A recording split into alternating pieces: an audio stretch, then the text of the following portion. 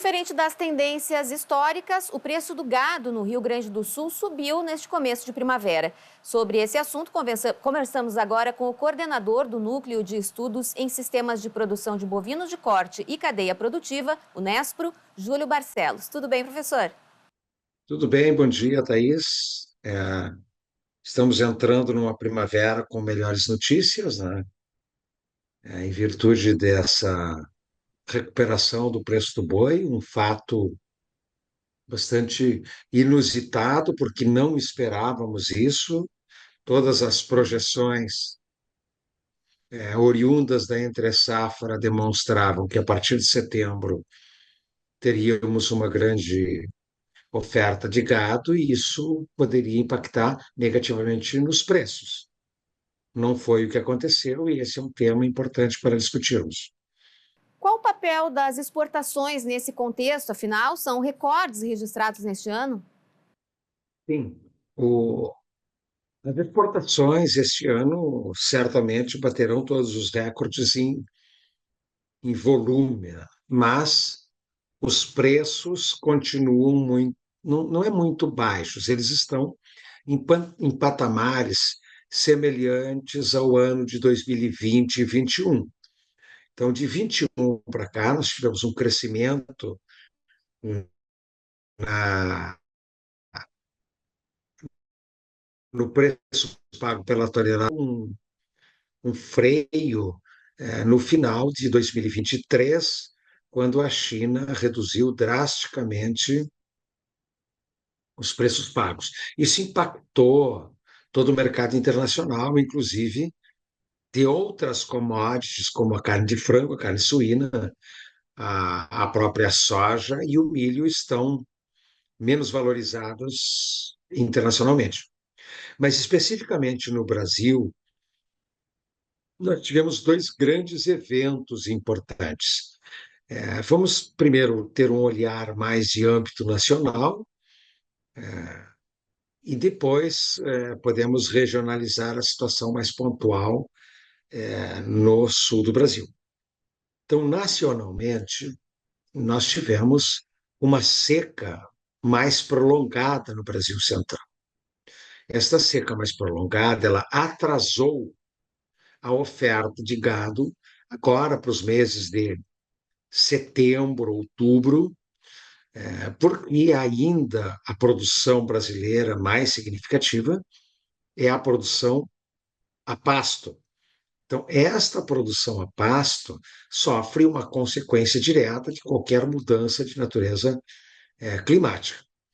E os confinamentos, no início da estação seca, nos meses de abril e maio, os preços do milho não estavam muito favoráveis para um aumento do número de animais confinados para abastecer o mercado. Então, houve uma combinação de menor alojamento de engorda e, ao mesmo tempo, uma retração do gado oriundo de pastagens por um atraso na volta ou no começo da estação das águas, que está bastante reprimido. Junto com estes dois fenômenos, há uma atividade econômica que começa a ser retomada no Brasil, um trimestre com crescimento do poder aquisitivo, muitas ajudas sociais, como chama assim, extemporâneas, que não estavam previstas, e isso repercute no consumo de carne, principalmente carne bovina, e aumenta a demanda. Bem, então, isto é algo de âmbito nacional. Eu fiz o ano passado, em dezembro, uma projeção do preço do boi para todo o ano de 2024. E até agosto, a minha previsão com o que vem sendo realizado estava com uma correlação de mais de 95%. No entanto, todos esses adventos climáticos das enchentes, isto afetou não a região metropolitana de Porto Alegre e o Vale do Taquari, e a região sul. Isso afetou toda uma cadeia produtiva, que impacta até mesmo a organização da produção de um pecuaristas que está lá em Livramento, em Uruguaiana, em São Borja, porque toda a cadeia de suprimentos ela foi afetada. Então, estes adventos acabaram influenciando de forma muito marcada a oferta de gado na entre-safra, e por isso o preço da entre-safra teve a majoração dentro do esperado, mas quando nós entramos em setembro, em algumas regiões continuou chovendo muito, houve um atraso nos preparos de solos para o plantio da soja, em decorrência do atraso na colheita deste ano. As pastagens de inverno ficaram muito prejudicadas, com menor lotação de gado, menos gado alojado aí para entrar setembro para os abates. Então, a oferta que nós tínhamos uma certa previsibilidade, ela foi totalmente alterada. E esta alteração, ela acabou repercutindo no final de setembro em aumentos de preço, em torno de 3%. Entramos o outubro já com uma majoração maior, em torno de 6% a 7%, porque não há gado para o abate. Temos agora uma movimentação industrial importante, é a última quinzena e a Marfrig opera no Rio Grande do Sul. A partir de 20 de outubro entra uma nova indústria, o Minerva, com outras posturas comerciais, possivelmente, uma grande valorização da qualidade, e isso tudo cria um cenário, principalmente de sinais mais favoráveis, e repercute nos preços recebidos pelo produtor, o que é muito positivo. É uma conjuntura, né, Júlio, que diante da calamidade acabou sendo até uma surpresa positiva. Os leilões de primavera, por exemplo, surpreenderam pela liquidez e pelos preços pagos pelo gado de elite. Sim, fenômeno aí não é decorrente das enchentes. Este é um fenômeno que estava previsto em virtude de uma reversão do ciclo pecuário. Então, nós temos, Thaís, uma menor oferta de gado por um grande abate de matrizes nos últimos 2 anos e meio. Bem, então poderia se fazer uma pergunta, mas isto não impactaria preço agora, o preço do boi? Não na magnitude que nós estávamos imaginando. Isto não seria o suficiente, esta menor oferta, para produzir uma grande redução. Ela produziria uma redução de preços na saída do inverno, por gado que está nas pastagens, liberação de áreas para soja, etc, etc, etc.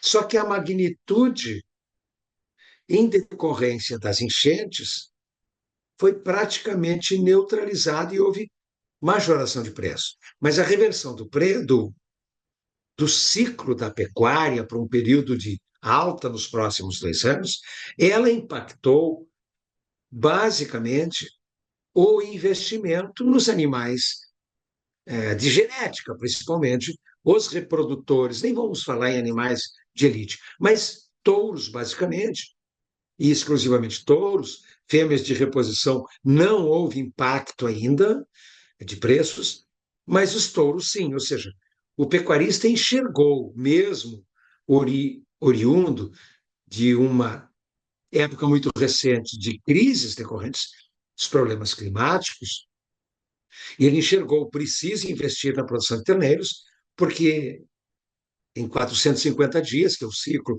para esse produto estar no mercado, os valores serão outros. Então, isso impactou também preço.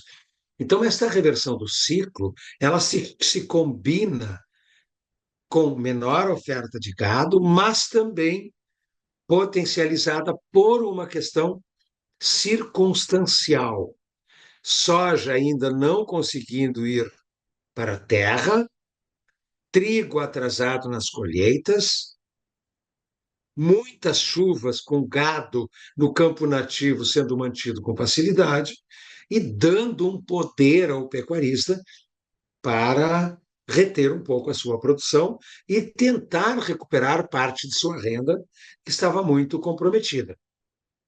O pecuarista, em geral, ele sabe que existem ciclos da pecuária, né? Mas como uma notícia como essa, de que forma esses fatores que você acabou de elencar podem dar um ânimo a mais ao produtor?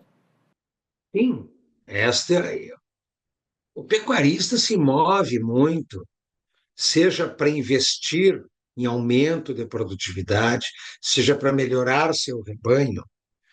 O investimento em melhoria de qualidade é via tecnologia, basicamente melhoria de pastagens, de nutrição e de saúde animal, e a melhoria de rebanho, de uma maneira geral, é via a inclusão de animais melhoradores. Bem, os sinais para ele fazer isto são de duas naturezas. O que ele enxerga lá na frente, e que pela reversão do ciclo ele já consegue perceber, mas o que lhe assegura o ânimo é o momento pontual. Então, o boi, a quase R$ 20 a carcaça, a 9,40, 9,50 o quilo vivo, quando o ano passado ele estava vendendo a R$ 7, são sinais de ânimo totalmente diferentes. São grandes potencializadores da atividade. E ainda estamos tendo uma primavera que está prejudicando a agricultura.